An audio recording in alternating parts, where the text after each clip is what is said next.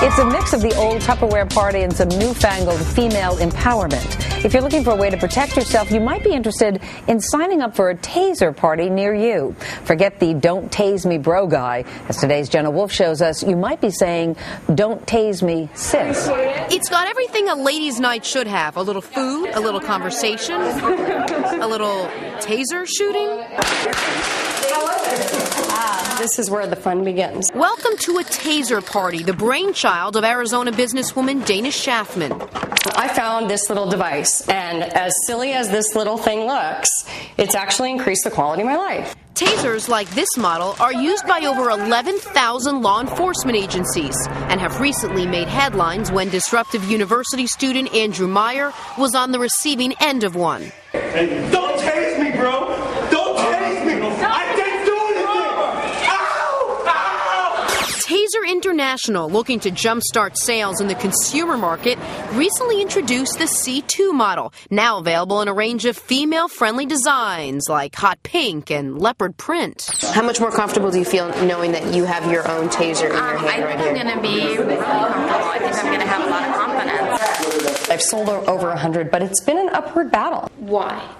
Most people have never seen one.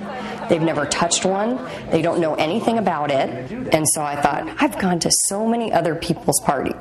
Tupperware party, Pampered Chef, candle party, purse party. Why not have one myself? Tasers are illegal in 7 states and Washington, D.C., and are sold with restrictions in 2 other states. Have you ever been tased? I have been tased. Tell me about the experience. It hurt. It was the worst pain I've ever experienced. You voluntarily did this? I did. They're actually fish hooks. So those went into my skin, and they did give me 50,000 volts, and they did do it for about a second and a half. The C2 model shocks its victim for a total of 30 seconds. That 30 seconds is that window of opportunity for you to get out of harm's way. Can anyone get killed by being tased? The medical science backs up that they can't be killed by the taser. However, it does cause you to fall to the ground. So you could certainly have a head injury occur from that. Not from the actual process of being tased? Correct. But some, like Amnesty International, have concerns about the device's safety. Since 2001, some 290 people have died after being tasered by the police. The problem is we don't know exactly why people are dying. Until we know that these weapons are really safe, how they work, we think they should not be marketed and sold to civilians at all. A Department of Justice report on the device's safety is expected out later this year. Meanwhile, Dana's taser parties may just be coming to a town near you. We are actually currently expanding into California, Nevada, Colorado, Texas, and Miami. Are you completely convinced now after the information you got tonight? Absolutely. If someone were harassing me, or threatening me in some way, I would definitely use it. I wouldn't hesitate. And that was today's Jenna Wolf. Leigh Shafman is the creator of the Shieldher taser parties. Dana, good morning to you. Good morning. Obviously, you've recovered from being tasered. I have. It was about a year ago. After you started giving these parties, you received a lot of attention. Why do you think that is?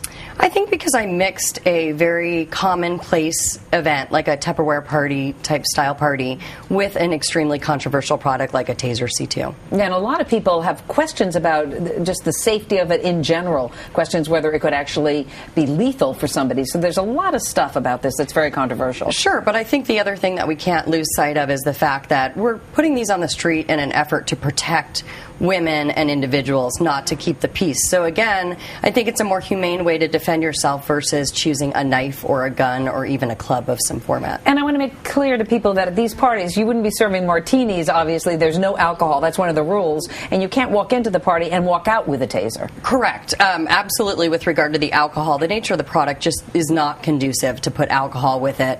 And I certainly don't want to be preaching anything with regard to making this a game or fun or something like that. It is serious. It is about personal protection. And with regards to purchasing one and taking it with you, in the future we'd love to do that, but right now we like to gain a little bit of tighter control. That way we can kind of monitor where they go in the event that there's any issue. But they are trying to make it as well friendly to the consumer.